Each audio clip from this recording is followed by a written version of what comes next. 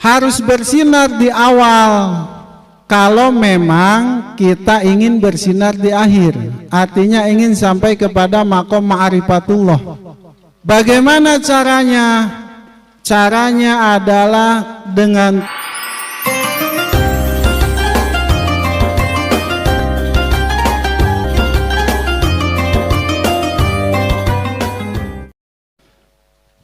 Assalamualaikum warahmatullahi wabarakatuh.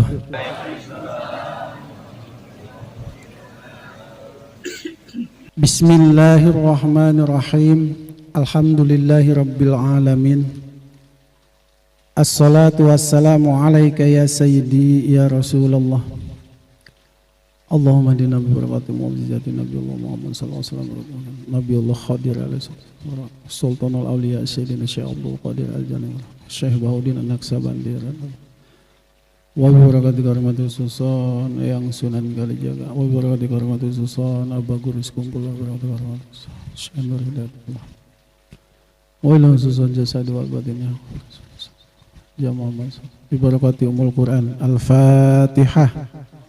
A'udzu billahi minasyaitonir rajim. Bismillahirrahmanirrahim. Alhamdulillahi rabbil alamin arrahmanir rahim maliki yaumiddin. Iyyaka na'budu wa iyyaka nasta'in ihdinas siratal mustaqim siratal ladzina an'amta 'alaihim ghairil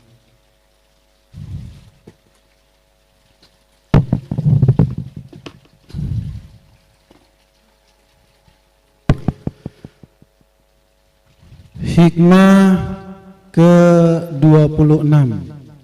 Min alamatin najhi fin nihayatir ruju'u ilallahi fil bidayati.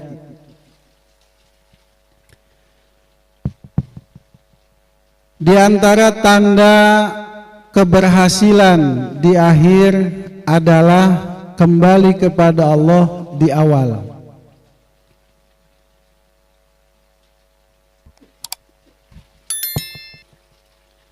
Hikmah ini masih berkaitan dengan hikmah ke-27.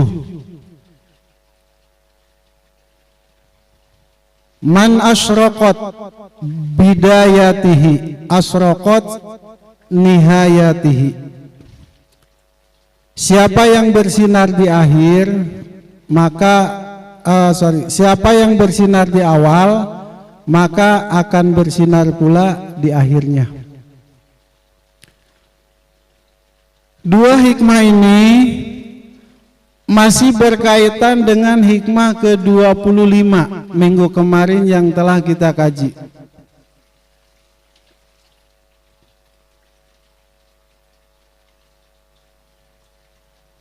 Tanda orang yang akan berhasil meraih apa yang dia inginkan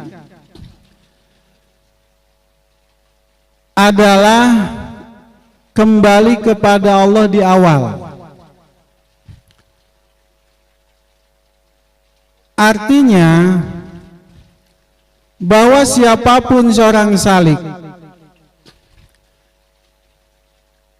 orang yang meniti jalan menuju Allah, bila dia menginginkan ma'rifat, perjumpaan dengan Tuhannya, maka harus meyakini dalam dirinya bahwasanya dia tidak akan pernah mampu, tidak akan bisa meraih apa yang dia inginkan, yaitu sampai kepada Tuhannya tanpa pertolongan Allah.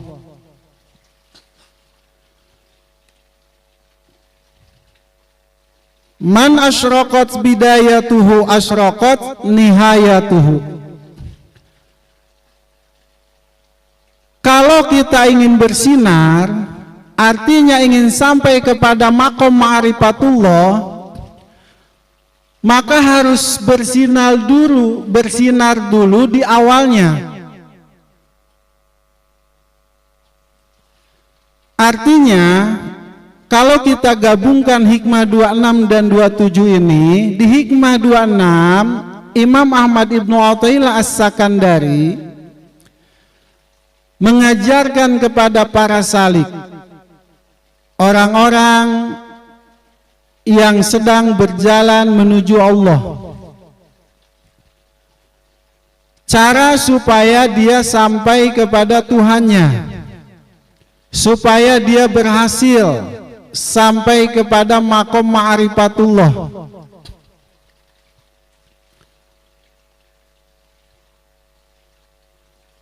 Maka yang pertama adalah luruskan dulu niat. Luruskan niat. Setiap amal soleh yang kita lakukan semata-mata karena Allah. Dan yakinkan dalam hati bahwasanya tidak ada yang bisa memberi kita kekuatan. Bahkan kita meyakini bahwa diri kita ini tidak akan bisa sampai kepada Allah tanpa pertolongannya. Maka bila itu sudah dilakukan, baru di hikmah ke-27 harus bersinar di awal. Kalau memang kita ingin bersinar di akhir, artinya ingin sampai kepada maqam ma'rifatullah. Bagaimana caranya? Caranya adalah dengan terus menghadirkan Allah pada setiap perbuatan yang kita lakukan. Amal soleh yang kita lakukan, contoh seperti orang yang kholwah. Ketika dia hendak kholwah, hendak riyado atau hendak ujlah, hendak mengasingkan diri untuk sementara waktu dari keramaian manusia supaya dia bisa fokus totalitas kepada Allah. Yakinkan dalam hati bahwa semua ini saya lakukan karena Allah, untuk Allah, dan bukan karena apapun atau untuk siapapun. Nah, biasanya niat awal itu belum tentu sampai kepada tujuan akhir yang baik. Niat baik di awal belum tentu sampai kepada tujuan yang baik. Karena syaitan laknatullah tidak akan pernah tinggal diam. Dia akan terus berusaha menggoda dalam hati dan pikiran kita supaya kita berpaling dari jalan Allah. Maka digodalah dengan urusan-urusan duniawi. Semakin kita fokus kepada dunia, semakin pandangan kita fokuskan kepada urusan-urusan yang membuat nafsu kita bergembira ria, maka semakin jauh pula keberhasilan kita untuk sampai kepada Allah.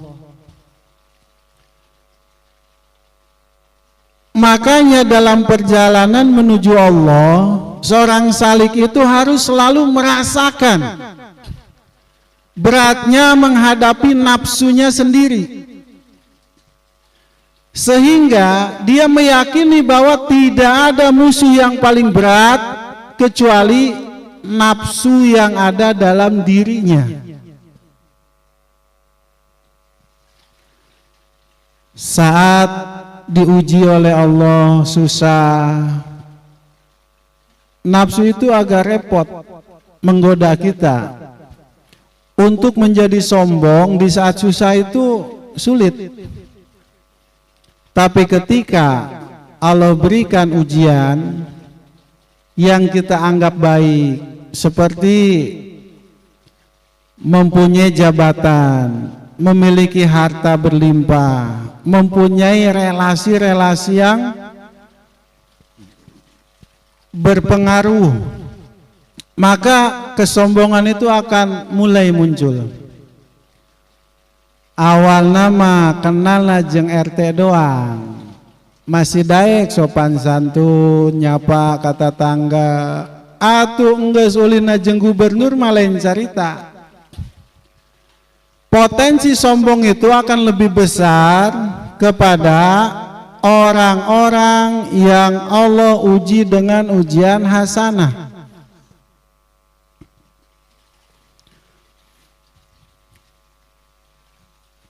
Orang yang diuji dengan ujian sayyi'ah, ujian kasusah kariweuh, potensi sombongnya itu kecil. Makanya kemarin ada yang bertanya kepada Ang, saya ini masih senang maksiat, tapi nanti saya tobat, nanti maksiat lagi. Gimana caranya supaya saya bisa terhindar dari maksiat? Terus kedua, bisakah Allah mengampuni dosa saya sedang saya ini termasuk orang yang munafik? Sekarang tobat, besok berbuat dosa lagi.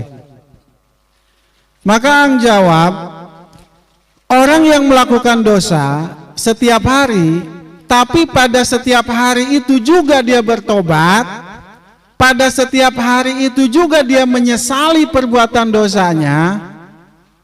Malam ini dia bertobat, menyesali perbuatan maksiatnya, besoknya dia terjerumus lagi, maksiat lagi, malamnya tobat lagi, besoknya seperti itu terus. Tapi ada penyesalan ketika dia berbuat dosa. Yang satu lagi, maksiatnya sebulan sekali, tapi tidak pernah menyesali maksiatnya. Demi Allah saya katakan, Allah akan lebih mudah memaafkan orang yang bermaksiat tiap hari, tapi ada penyesalan di hatinya, ketimbang orang yang bermaksiatnya sebulan atau setahun sekali, tapi dia tidak pernah menyesali maksiatnya. Sejatinya kemaksiatan itu tidak bisa menjadi penghalang antara kita dengan Allah, karena yang membinasakan manusia itu adalah kesombongan. Maka berhati-hatilah ketika kita diberi oleh Allah keleluasaan rezeki, naik jabatan, pangkat, popularitas, punya kenalan orang-orang besar. Hati-hati. Banyak raja-raja yang Allah binasakan dulu karena kesombongannya.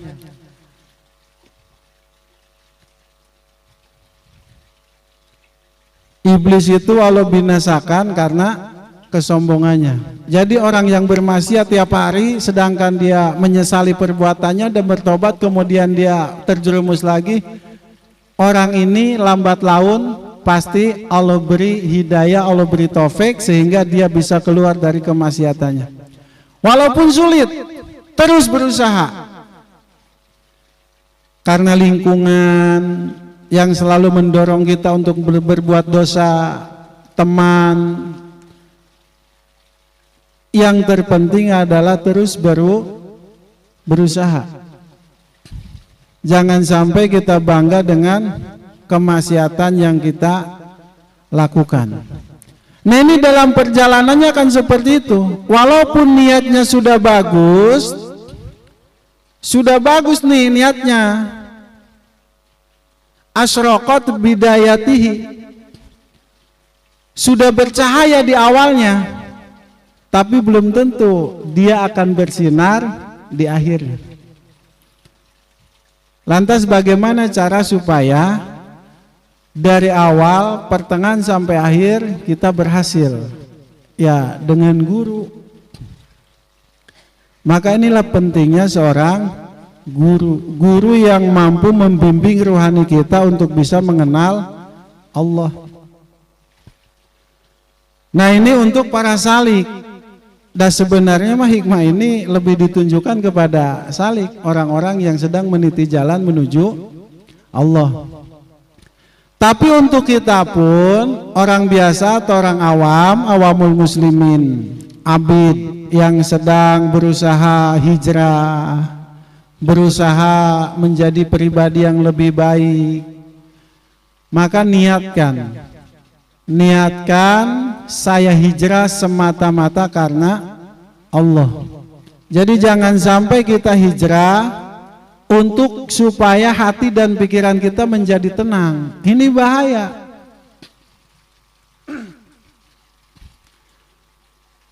Ribuan preman yang ngurus, ya, itu tidak sedikit yang tergelincir kembali ke dunianya.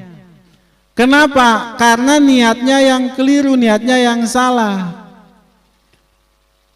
Dia merasa pusing dengan kemaksiatan, merasa depresi dengan kehidupannya, maka dia memilih hijrah. Tujuannya apa? Supaya menjadi tenang. Niat yang terlihat bagus ini padahal salah. Hijrah itu bukan supaya hidup menjadi tenang, hati menjadi lapang, pikiran menjadi tenteram, bukan. Hijrah itu tentang bagaimana cara supaya kita bisa terus memperbaiki diri, mendekat lagi kepada Allah.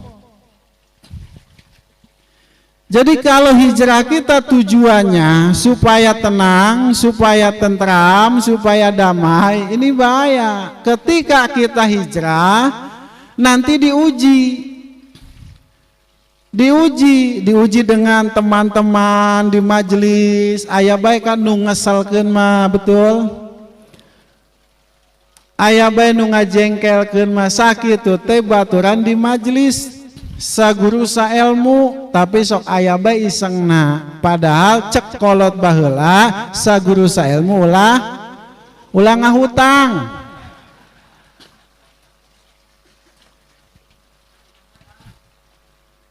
Itu pasti ada aja hijrah ujiannya. Geus ya urang ninggalkeun dunia kemaksiatan geus taradaek deui ka klub malam. Diajak ku babaturan. Ulin yuk ka mana? Ayo ngilu we, nyaonya dibawa. Nya geus di jero mah daek teu daek. Geus urang teh tobat da cekaang teh ayeuna leuwih mending paeh kalaparan daripada kudu dahar make duit meunang nginjem ti rentenir. Enggeus tapageuh boga tatangga anyar, ternyata gawena teh emokna lobaan. Saminggu sakali emokna, lain di majelis. Tengah imah ngaranna Bang Emok. Kabawa deui. Nah itu harus kuat.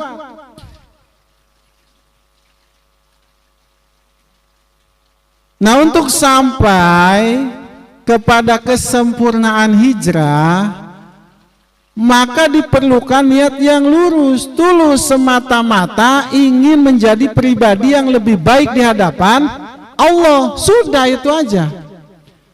Jangan kita niatan hijrah supaya tenang. Ningalis itu gitu Bang Goler, enak mah tenang, tuh geus hijrah mah. Teu diudag-udag polisi. Tak Pak polisi, ini orang-orang sini nih sebelum hijrah kalau ketemu polisi itu agak pelengas-pelengos.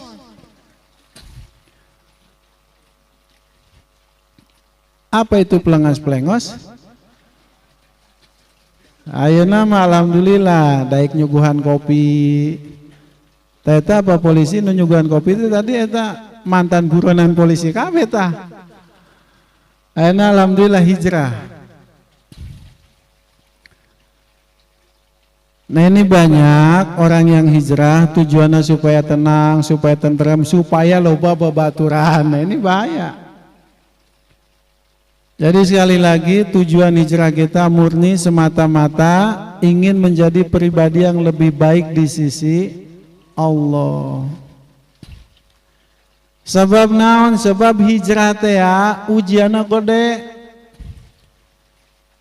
Sebelum hijrah penghasilan sehari bisa 500.000, bisa 1 juta. Setelah hijrah 50.000 ge hese kadang. Betul. Nah, jadi makanya Aang ketika dakwah ke preman itu jarang, tidak pernah mengiming-imingi urusan duniawi. Ketika Anda siap berhijrah, maka Anda siap dengan segala konsekuensinya. Life is a choice. Hidup adalah pilihan. Orang hirup di dunia hitam, jadi buajingan, jadi jelema teu bener, aya konsekuensina. Hirup jadi jelema bener ge aya wae konsekuensina, udah pasti. Apalagi kita di lingkungan yang umpama lingkungan kita masih jahiliyah, maka jelema bener teh bakal jadi asing. Dikatakanlah sok alim, sok suci, biasa sia upload arak, ayeuna mah upload pengajian lah balagu. Mending keneh disebut sok suci, sok alim daripada sok jadi ahli neraka. Betul. Kalau dulu kita tidak malu mengupload video auratnya, lagi ngumpul dengan teman, pesta miras, kita tidak malu mengupload itu. Kenapa sekarang malu ngupload pengajian, ngupload video-video keagamaan, rohani? Nggak usah malu. Nah, kembali lagi ke hikmah 26. Jadi tanda orang yang akan berhasil nih sampai kepada apa yang dia cita-citakan, yaitu ma'rifatullah, maka dia akan kembali kepada Allah di awal. Artinya dia akan selalu menghadirkan Allah dalam setiap langkahnya.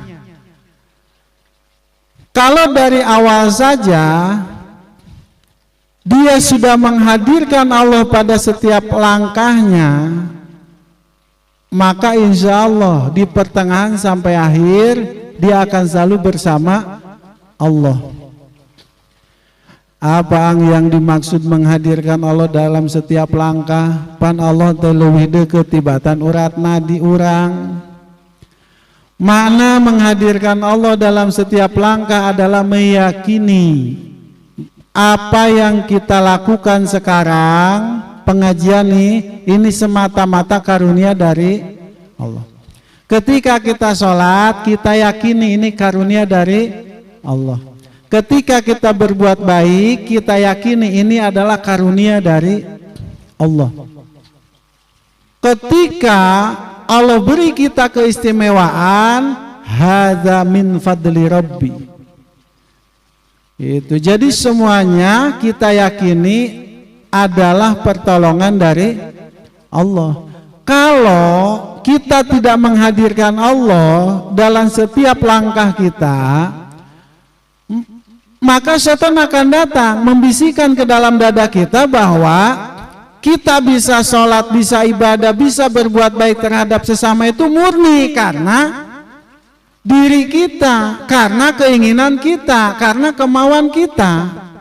Kalau kita tidak ada upaya untuk melakukan kebaikan, maka pasti tidak bisa. Nah, kalau ini sudah menjadi keyakinan kita, maka selesai sudah perjalanannya. Artinya dia tidak akan sampai kepada Allah. Sekarang, dulu sebelum bekerja, kita mencari kerjaan. Bismillahirrahmanirrahim, tawakal ala Allah, la haula wala quwata illa billah. Berangkat kita mencari kerja. Nah, ketika mencari kerja, hadirkan Allah, bahwa Allah lah nanti yang akan memberi saya pekerjaan yang baik dimanapun yang Allah tempatkan.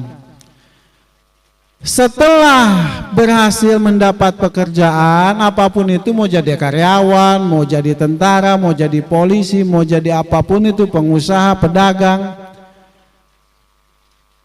hadirkan Allah dulu, supaya ketika kita berjalan, berhasil kerja, dagang, ataupun jadi apapun profesinya, kita akan selalu bersama Allah. Artinya ketika kita berhasil,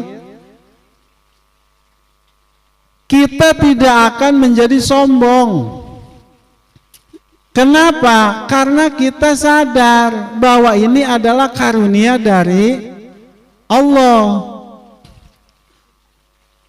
Sekalipun tidak berhasil, kita tidak akan berputus asa. Karena apa? Kita yakini bahwa ini adalah cara Allah untuk memberi pekerjaan kepada saya yang lebih baik. Nah, akhirnya orang ini akan selalu berbaik sangka kepada Tuhannya.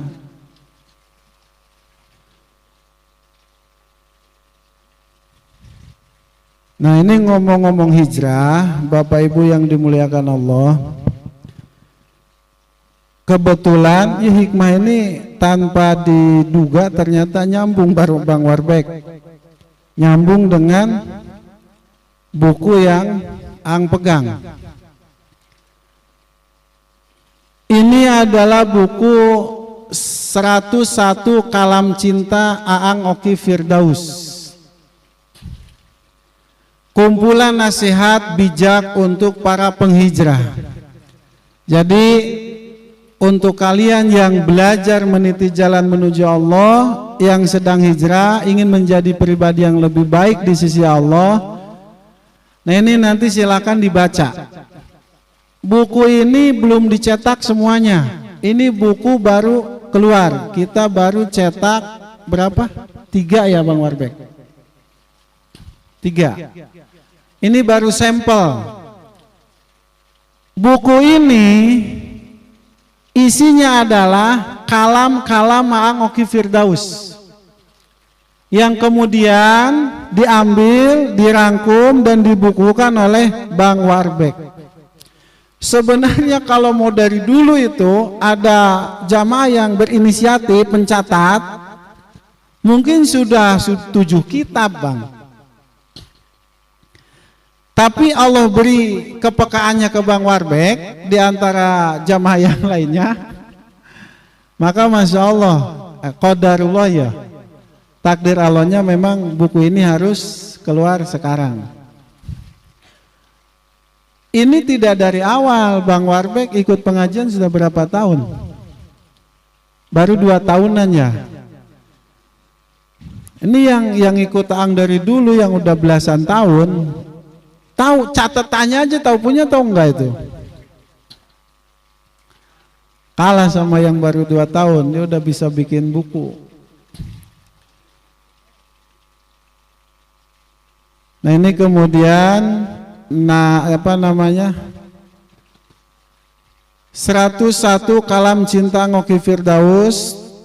Buku ini apa namanya, baru rilis, apa itu namanya? Launching liris. Lagu itu mah.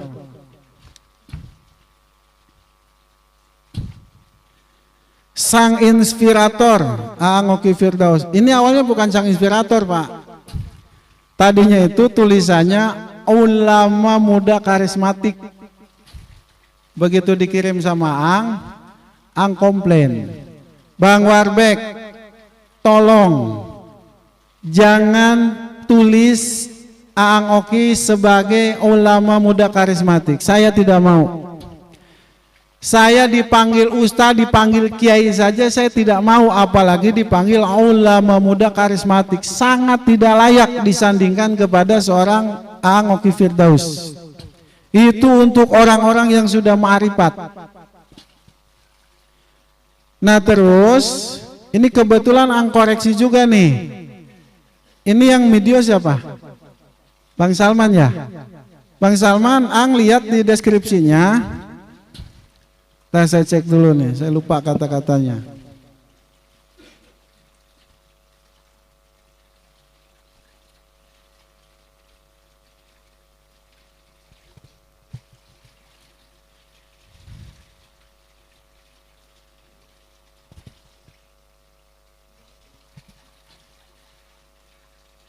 Ini ditulis apa tulisannya nih?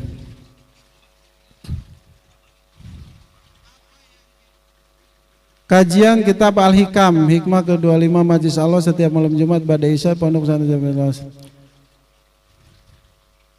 Kitab Al-Hikam adalah karangan Syekh Ahmad Ibn Athaillah As-Sakandari. Kitab ini dikaji di Majelis Allah Pondok Pesantren Al-Jilani Firdaus Kabupaten Bekasi Jawa Barat setiap malam Jumat oleh Ang-Oki Firdaus, mantan security yang berhasil membangun banyak pesantren. Mantan security yang berhasil membangun pondok pesantren dan kini sedang membangun masjid besar. Materi dalam kitab Al-Hikam adalah membahas tentang ilmu tasawuf, ilmu ma'rifat, ilmu hakikat dan ilmu tarikat. Ahli Sunnah wal Jamaah. Ang-Oki Firdaus, beliau adalah salah satu tokoh ulama di Jawa Barat. Ini di deskripsi dituliskan Ang-Oki Firdaus, beliau adalah salah satu ulama di Jawa Barat. Dulunya pernah berprofesi sebagai penjual cakwe keliling, karyawan, pengantar galon, dan pernah juga menjadi security. Atuh tong disebut pengantar galon.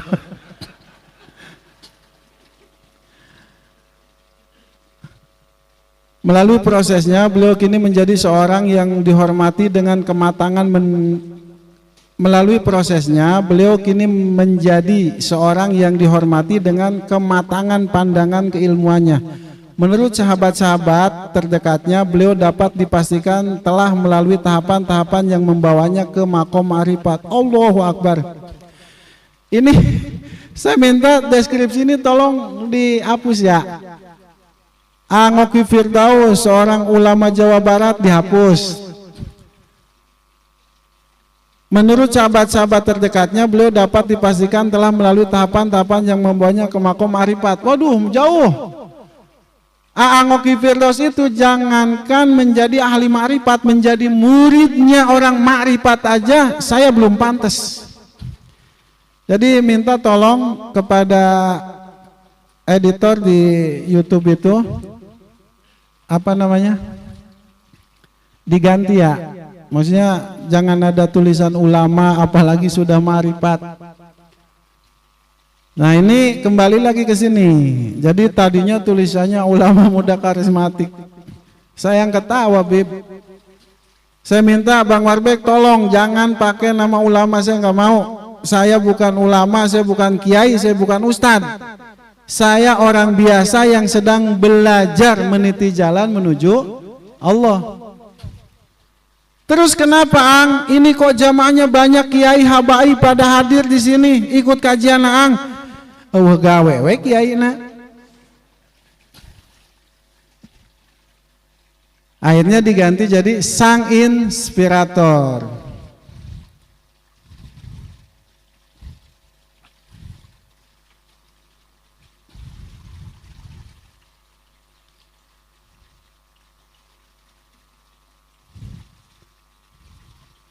Bang, ini yang apa namanya kayak editor itu di mana nyimpannya? Di halaman berapa, maaf? Hah?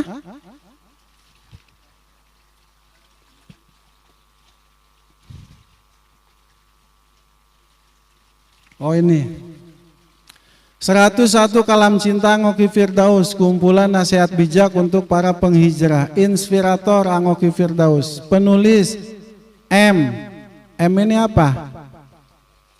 Marwan.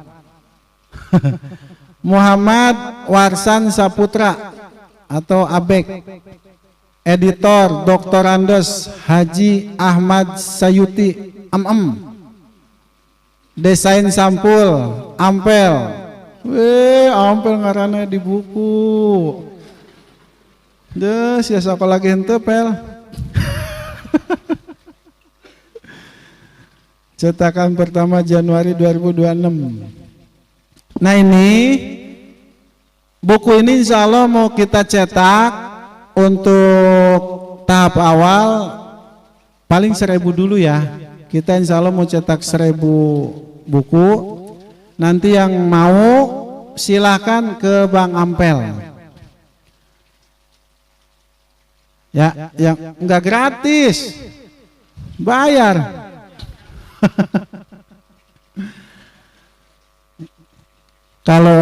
Kalau ilmu dibandingkan dengan duit itu uang nggak ada apa-apanya Pak. Ini itu salah satu program kita. Ang itu kan lagi ngerintis usaha untuk kebutuhan sehari-hari anak-anak pesantren operasional. Makanya Ang ternak bebek. Iya ngaji hikam ke bebek-bebek ya.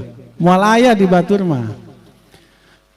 ternak bebek, entok, ayam, non perkebunan, kangkung, segala genjer tadi pelakan loba itu di sawah.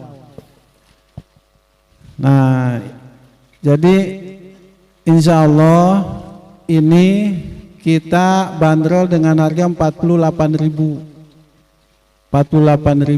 rupiah. Moal beak kita seumur hidup asal ulah kabelum we. Nah, keuntungan dari buku ini insya Allah sebagian kita belum ada persentase karena kita belum ngitung-ngitung. Cuma target kita mah semuanya ya. Setelah potong biaya operasional, modal berarti kan, nanti diserahkan ke pesantren untuk operasional anak-anak yatim piatu. Untuk jajan mereka. Jadi sebagian besar keuntungan dari buku ini kita pakai untuk biaya sehari-hari anak-anak yatim yang kita asuh di Pondok Pesantren Al-Jalani Firdaus. Itu saja untuk informasi bukunya. Nanti silakan ke Bang Ampel, pesan dulu karena kita baru mau cetak. Bang, kira-kira berapa lama itu? 1000 buku.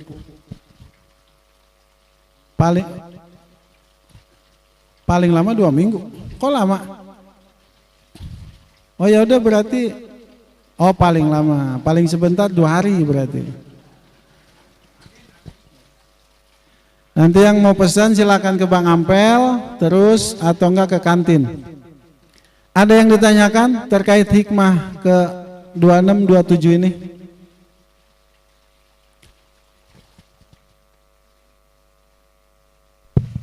Silakan yang mau bertanya boleh angkat tangannya.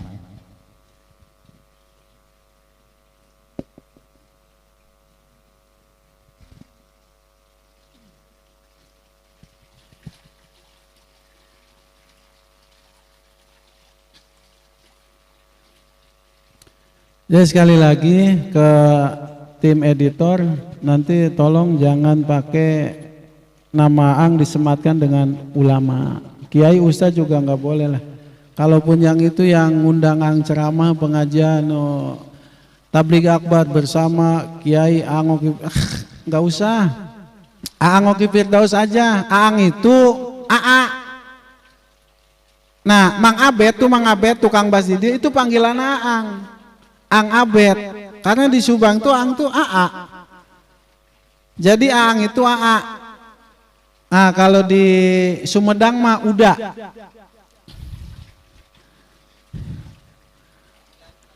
Padang.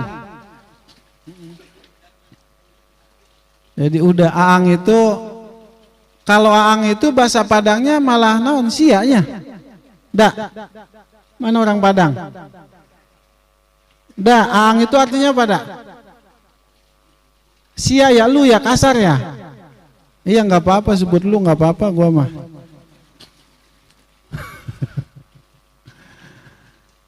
Jadi ya itu tolong nggak usah ada sematan kiai ustadz apalagi ulama karismatik apalagi di sini di deskripsi ada tulisan ma'rifat tuh jauh.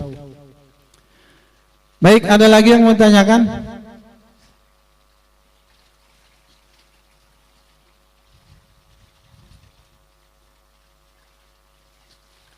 Kalau tidak ada, cukupan sekian karena inti dari hikmah 2627 itu ya kita harus selalu mengawali sesuatu karena Allah dan menjalani semuanya dengan Allah, maka akhirnya pun akan selalu bersama Allah. Dan semoga Allah takdirkan kita menjadi manusia yang senantiasa berserah diri padanya.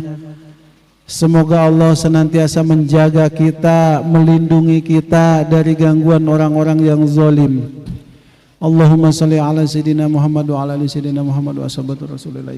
Amin ya Allah ya rabbal alamin. Allahumma khtim lana bil Islam wa khtim lana bil iman wa khtim lana bi husnil khatimah. Ya Allah biha, ya Allah biha, ya Allah bihusnil khatimah. Ya Allah, berikan keturunan kepada kami yang belum Engkau karuniakan keturunan. dan jadikan keturunan kami keturunan yang soleh solehah ya Rob. Anak-anak cucu kami menjadi anak cucu yang kelak bisa mengangkat derajat kami ya Rob. Jadikan anak turunan kami menjadi pribadi-pribadi yang senantiasa berserah diri padamu ya Rob. Ya Allah, ya Rabbana, ya Rahman, ya Rahim. Jadikan pasangan kami pasangan yang senantiasa menjadikan hati kami damai ya Rob. Jadikan pasangan kami menjadi pasangan yang senantiasa memberi kedamaian, ketenangan, ketentraman ketika jauh apapun dekat ya Rob. Ya Allah ya Rob, qabul ijabah ya Rob doa jamaah majlis Allah. Berdoa mulai. Silakan berdoa masing-masing, panjatkan apa yang menjadi hajat jamaah, yang menjadi keinginan kalian. Semoga Allah mengijabahnya.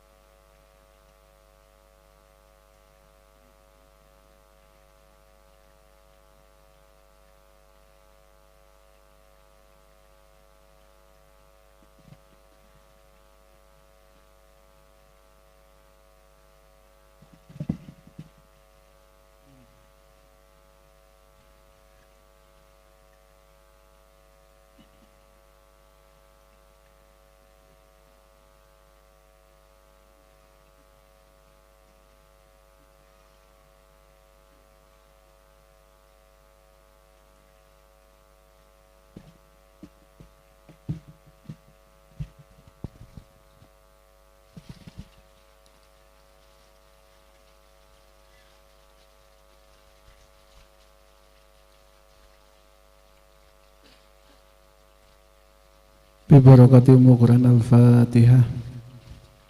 A'udzubillahi minasyaitonir rajim. Bismillahirrahmanirrahim.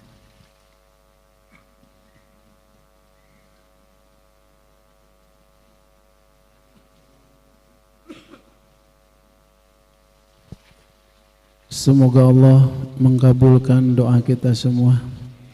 Allah berikan kesehatan dohir batin untuk kita, sehat walafiat. Allah ijabah doa-doa kita. Allah berikan kita pasangan yang soleh soleha, anak turunan yang soleh soleha, anak turunan yang kelak bisa mengangkat derajat kita, memuliakan kita di hadapan Allah, anak yang kelak bisa berbakti bagi agama, bangsa dan negara, anak turunan yang kelak bisa membimbing umat, anak turunan yang senantiasa menjadikan kita orang tuanya sebagai raja dan ratu, anak yang senantiasa memprioritaskan kita sebagai orang tuanya.